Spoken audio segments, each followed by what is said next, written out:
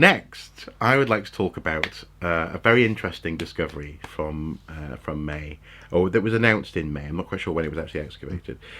May the 23rd, University of Leicester announced to the world the discovery of what's being called, at the moment at least, the Enderby Shield. Yes. A near unique, not quite unique, in terms of the broader conversation around this, but we'll come back to that in a moment. 2,300-year-old bark shield found near Enderby in Leicestershire.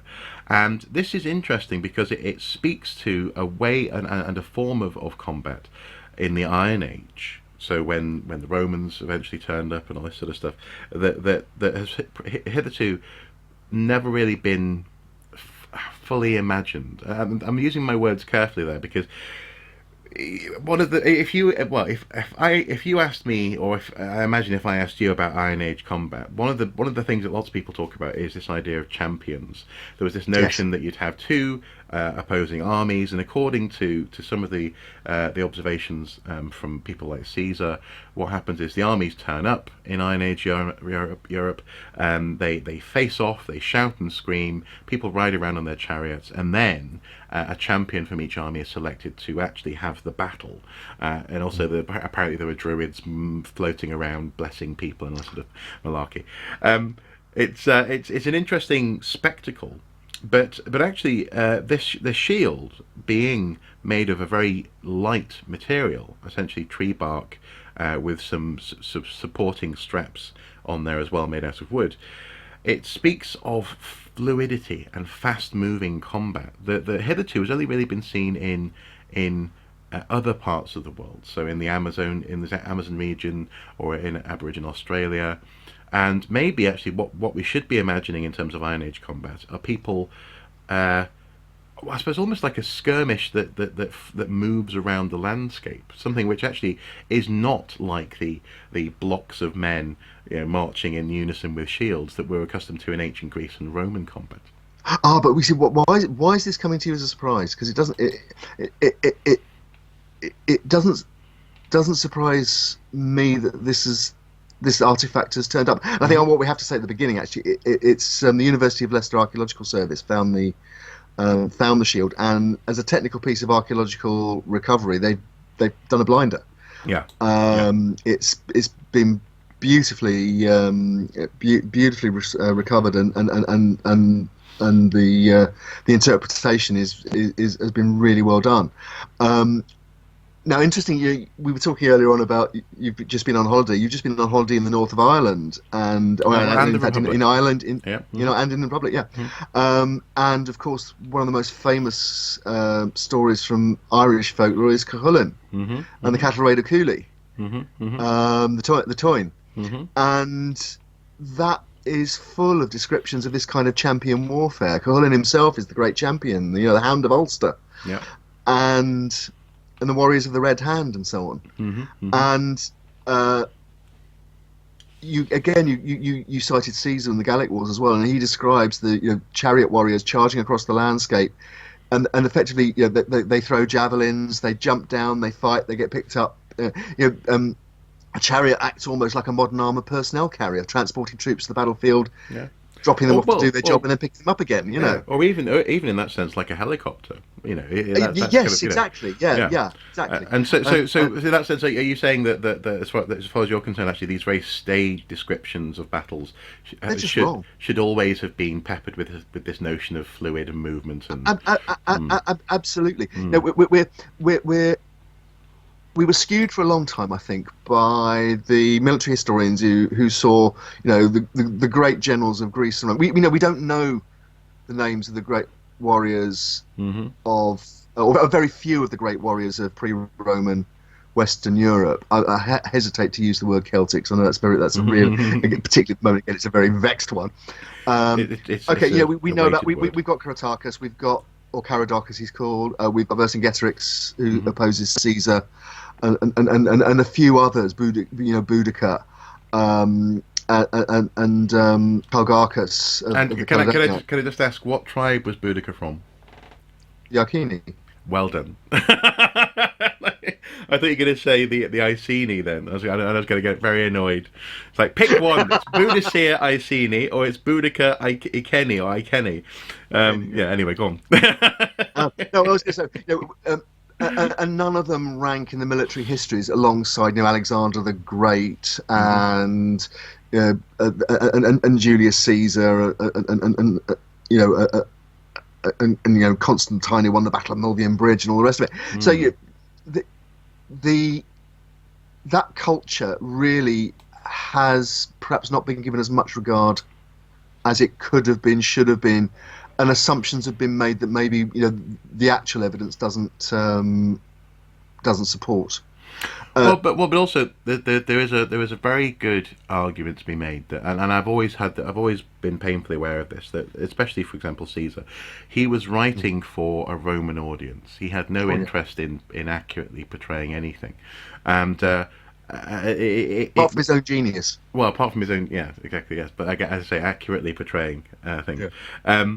In so much as it would be less interesting to try and describe a whole mode of combat and a whole way of fighting that is completely alien to Roman people, rather than to say this is how I won. But don't forget though, we also know from the Vindolanda letters the contempt which the Roman army felt for the local warriors. Yeah. There's the famous letter, which the intelligence report, which describes the way of fighting of the northern tribes and refers to them as Britunculi, wretched Britons.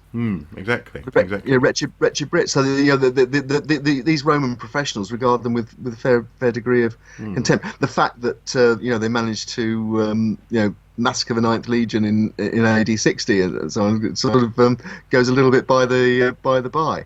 But I think the other thing as well. Can I just make another point that, and I know again with your interest in the Norse side of history and culture and your experience at Jorvik, and having I believe on occasions even dressed the part and carried the kit.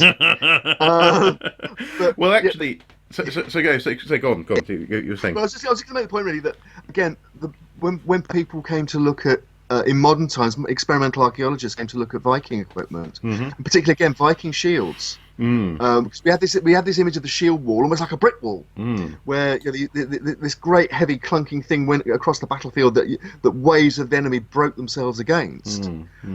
When you actually reconstruct a Viking shield from the classical Viking period, the famous Linden shield, the limewood shield, it's quite a finely made thing. It's not thick planks of wood. It's quite thin layers of wood with a heavy metal boss that protects your hand, and it's an active part of your attack and defense. And there are stories and sagas where the warrior breaks out of the shield ward and fights in the no man's land, which very like what appears to be happening in, and maybe even applies to a tradition that began back in the pre-Roman Iron Age in Europe with this warrior culture. Well, quite possibly. In the case of so people often, one of the questions I'd often be asked when I was working at Jorvik was how does one of the circular sort of Norse style, or also actually the Saxons used them as well, style shields. And not rectangular like you see in Last Kingdom. No, exactly, yes, yeah. Although again, it's useful for the football team mentality. Whose side's he on? Oh, he's on that side because he's got the different shaped shield. But they often would say, how did they compare to Roman shields? And one of the key aspects is actually the lack of a strap, or certainly the lack of a strap that you would use in combat. So you may well have a strap that you sling it over your back with, but you wouldn't strap it around your arm or something. And this is for a couple of reasons. One of them is actually the fact that these shields were actually quite disposable. In the same, I often used to compare it to a bike helmet. So if you crash your bike, and you bash your head on something, your head is saved, thank goodness, but then you get a new helmet. You don't try and repair it, you don't hold on to it because it's been fundamentally compromised. And these shields wouldn't last the battle. They're made of wood. Most people are swinging axes around, which are excellent at chopping wood, and the idea is that maybe the boss is reused, the metal bit in the middle of the shield, but that it has a certain disposable character that also lends itself to being very fluid. So if you're holding it in the middle, one of the things that you find is this, and it's never really portrayed in TV and film, is this idea of actually the shield wall, if there were shield walls, again there's some conversation about that as well, but if it was there, it would have been incredibly flexible. If someone hit it, because you're holding it in the middle and the shield can pivot on that, the whole thing would ripple and move, and that, as you say, lends to a certain amount of individual prowess being possible, as opposed to requiring a unit of people around you in order to fight effectively. People actually could rely on their own skills using these large, flexible, but also again ultimately disposable shields. You're not going to get someone telling you off for destroying a piece of kit in a Viking raiding party, for example, and it actually lends to something which is also quite reserved as well. So something that we see in the sagas, also that we read about in the sagas, but also that you can see when you are handling this material, is that actually just doing like an Errol Flynn and kind of having the shield in the air and you're sort of fencing almost, is not the way it's done. You hold the shield in such a way that you can see over it, but also crucially you don't necessarily go to hit people with it, because you would sort of lose, you can't see them and they can just chop your legs off or something. But also you rest if you're holding a sword, if you're lucky enough to own a sword, you would rest it on your shoulder and wait for the moment when you can actually strike, because this sort of combat is very exhausting. It's not something that you can just be, unless you're potentially you've imbibed some hallucinogenic materials, that might be driving you on, but in which case you wouldn't care about a shield anyway. But the point is, it's much more staid, much more tactical, much more reading the opponent. Actually, it's much more akin to what we would conventionally, I think, link with forms of combat that we see coming out of, say, Japan, for example. I think you're absolutely right to make that point. And I mean, historic fencing is something I've actually I've actually studied really as a personal interest over the years, and certainly by the end of the Middle Ages, if you look at the various sword manuals, Talhofer and others, you can see again the development, the evolution of those techniques, to the extent that part of a gentleman's dress in England in the 1400s might have been a sword and buckler. Yeah. And a buckler being effectively it's the boss, it's the metal bit in the middle without the rest of the shield around it. Yeah. It protects your fist, but it's small enough that you can use it very fluidly with your sword. You can punch out with it, and you can deflect with it, and it's very much an ambidextrous form of fighting. Well, and in that sense, it's very un-Roman, in so much as the advantage of a giant shield like a Roman, the rectangular one, maybe with a bit of a curve to it, is that you can have relatively new soldiers being just as effective as the veterans standing next to them, because you're all working in a team and you know exactly what you're doing with that shield. But something like a boss, something like a buckler rather, which is effectively a boss with a thin bit of shield around it, or even the larger Viking shields, it demands and requires that you do not just hide behind the shield, because as I say, it's not going to last forever, and also actually the buckler, as you say, it's almost as though it gives you the opportunity and the confidence. An awful lot of this stuff is about confidence, to deflect something in order to get in there with your weapon, and the reason why I'm interested in that is that I'm really not one of these people who really, I don't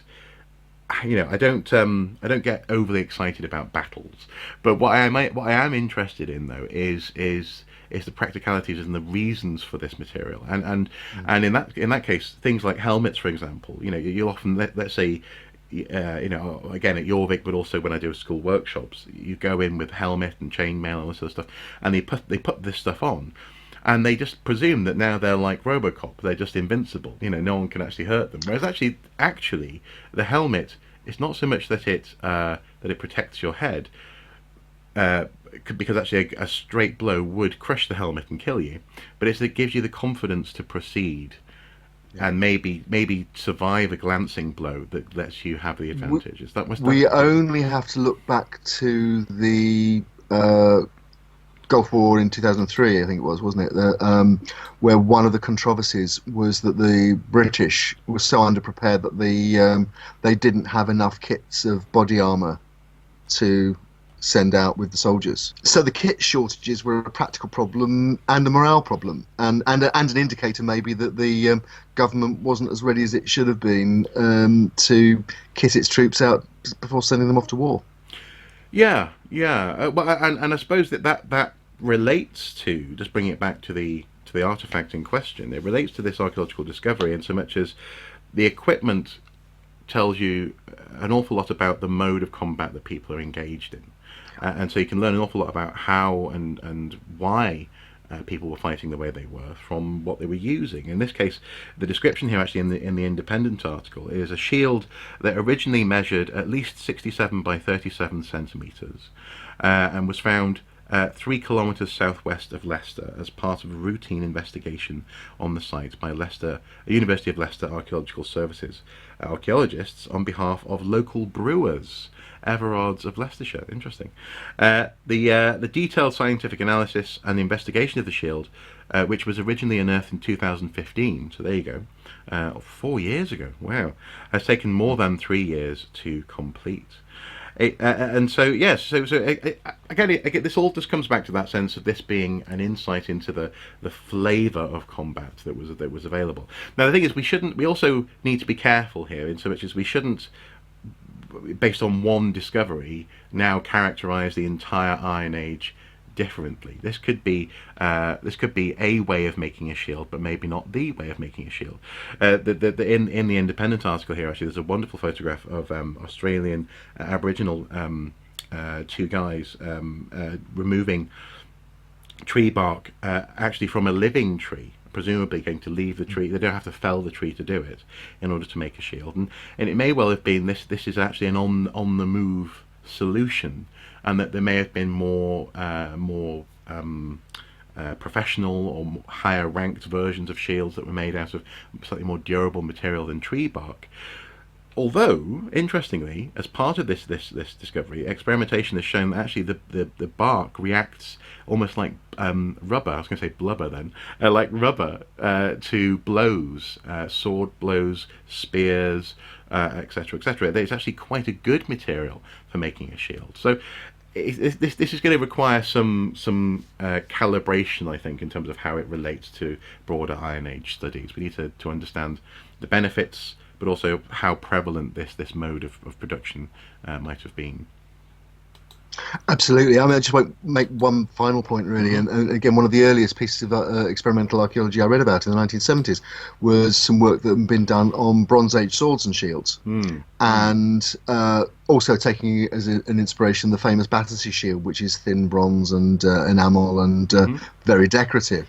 And it's been pointed out for a long time that it never appears to have had a wooden backing or anything like that, which would have made it pretty useless as actually as any kind of weapon system, because a sword cut would slice straight through it. And in fact, the experiments with bronze thin bronze sheets and Bronze Age showed exactly that. And but on the other hand, if you made a buckler of exactly the same dimensions as out of boiled leather with boarded with wax, which is a technique that goes way back and has been used in armor for many centuries. You had something that was both light and very durable, and again had shock absorbing properties. So it would deaden a blow. So you again and again, and we come back to this thing. People in the past knew what they were doing. They made artifacts using the technologies that were available to them to do the job they wanted to do. Yes, yeah. Well, yes, and actually, I suppose I'll just end on just going back to my experience at Jorvik. We'd often show people things like horn spoons, And people would say, well, why weren't these spoons made out of metal? And there are various answers to that question. One of the answers is that metal was a more valuable material than it is today. So you wouldn't waste iron in particular. You definitely wouldn't waste steel on a spoon. Secondly, if you are going to make a spoon out of iron, it's going to taste funny. It'll essentially rust slowly, and it'll taint the food that you're eating, and it certainly as you're eating it. But also, thirdly, it's actually quite difficult to keep clean compared to a horn spoon. A horn spoon is flavour neutral if you make it properly.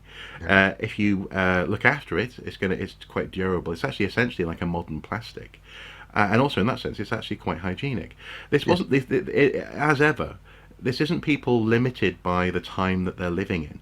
These are people making the decisions, making carefully thought out decisions to make the best thing possible using the materials available to them. At no point were they settling for less, or were they yearning for a 20th century solution like Sheffield steel. No, they wanted to use the thing that they used, and again, that has implications for this as a wooden shield and as a bark shield. It tells you a lot about intent and purpose, and I really like that. And also, actually, incidentally, I've approached the team for an interview, and they're up for an interview. So when they're not being quite so hassled by the world media, they'll be turning up on a Skype chat in the near future. So I'm looking forward to that, definitely. Definitely, I'll look forward to that too. As I say, it's a great find, really well presented. So well done to the Leicester team. Yeah, very well done.